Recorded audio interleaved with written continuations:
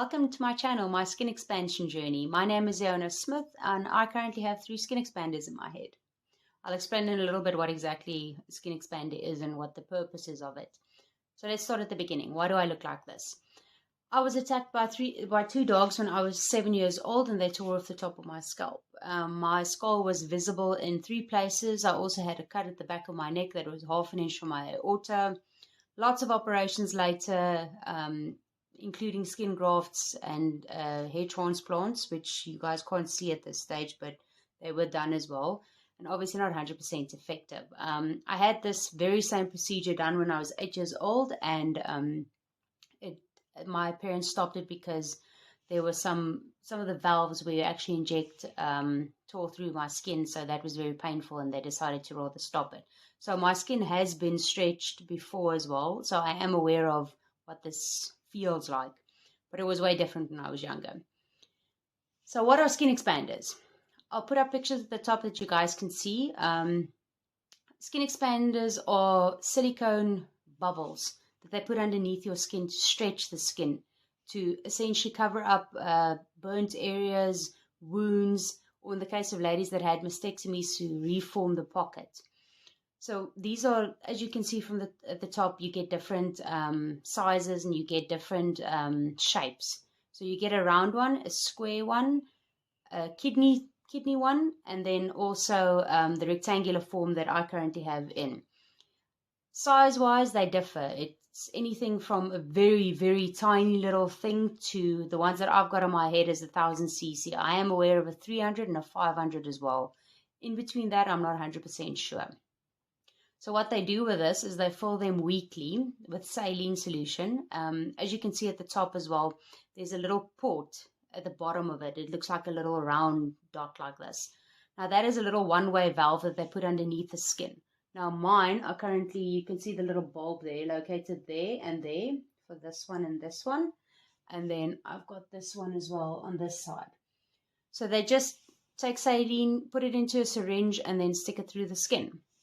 That's basically what they do to fill this. So every week that happens. How much they put in all depends on what my skin's feeling like that day. So they constantly monitor this as they put in the saline solution. So anything this operation was done on the 22nd of April. I had to wait 2 weeks before they could start filling. So they started filling this one and the one in the back. They put 10 mils in each of them. Then now week 3, which was the past Friday, they put in this one as well. So they put 20 mils additionally in this. So I currently have 190 in this one, 180 in the back, and I have 110 in this one.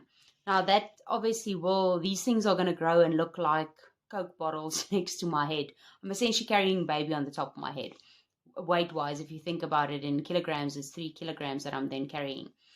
The skin expanders can be stretched to 10% over their capacity. So in my case, it's 1,100. But it's not that simple in my case because I've got a lot of scar tissue on my head.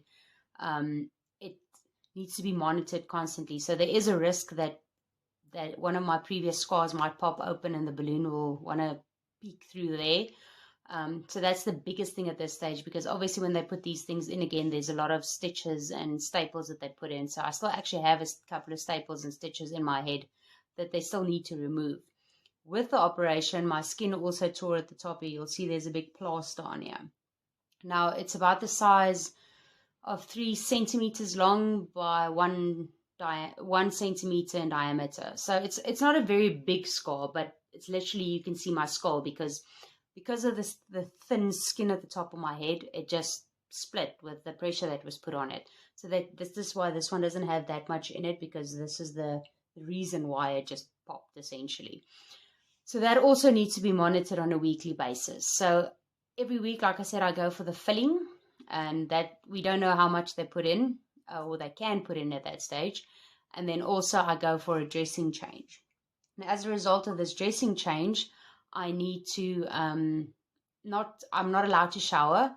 I'm only allowed to take a bath. There's not really a lot of limitations to this.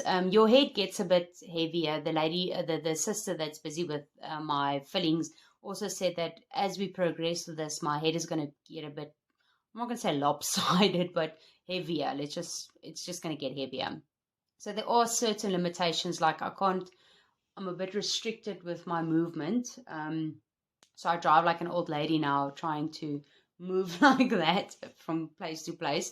There is some limitations with, obviously I can't sleep on my head, so that's another thing. I'm currently sleeping in a recliner, which my dad brought for me, so thank God for that and thank him for that. I should eat protein 3 times a day. No ifs and doubts about it, because obviously protein builds your muscle and everything. The sister also told me that peanut butter is very good for recovery, so I have had a lot of peanut butter and biltong and eggs in the last 3 weeks. It's actually hilarious. Other limitations, or let's not say limitations, rather say adaptations, is I can't bend my head forward.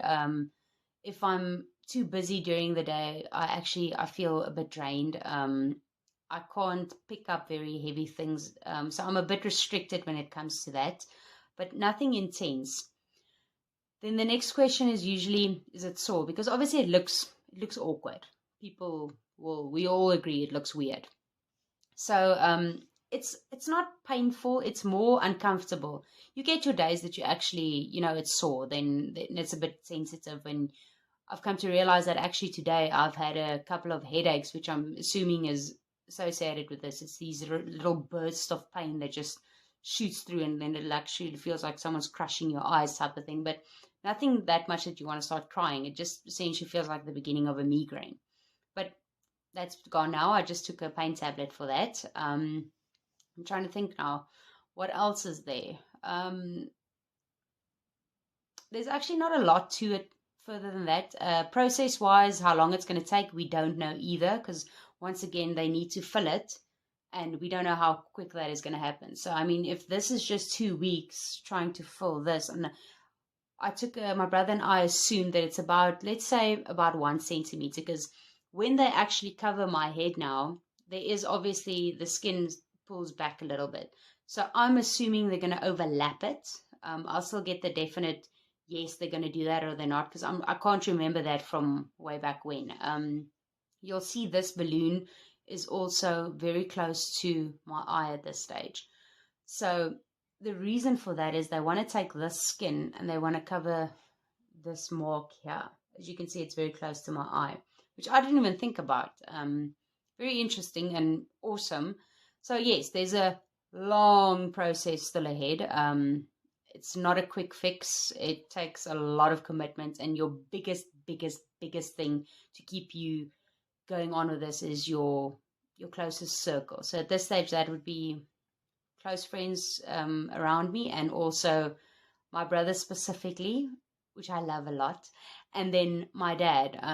You need a strong support system around you to endure this, because it's intense. As this progresses as well, there's going to be I'm going to get a lot of weird looks. We know that by now, because people are curious. So I don't mind if people come and ask me about it. By all means, I'll explain it again. I've actually gotten quite comfortable with explaining this to people now. I'm currently wearing little berets, because they still fit in there comfortably. We'll see now as it progresses. I might only need to do silk turbans or something along those lines. We'll still see when we get to that bridge. But other than that, this channel is just there to keep friends and family informed on a weekly basis. And then also, if there's anyone out there going through a skin expansion journey, maybe there's some tips and tricks for you guys to actually take from this as well. Like I said, there's various areas that these skin expanders can be placed. So it's, like I said before, for wounds, for obviously these types of accidents that happened in the mastectomy. So they can literally be placed anywhere in the body where there's skin available. So from your leg to your arm, to your breast, to your back, to your head. Now, obviously, the head is a bit more finicky to work with because it's very sensitive. But other than that, it's the same thing. Some people, it does get sore in a manner, but like I said, it's manageable. It's more uncomfortable than what it is sore. So I hope that answers most of your questions. Like I said, I will keep you updated on a weekly basis, and then I'll also put up some pictures, and you guys can see the progress from week 1 to week 2 to now.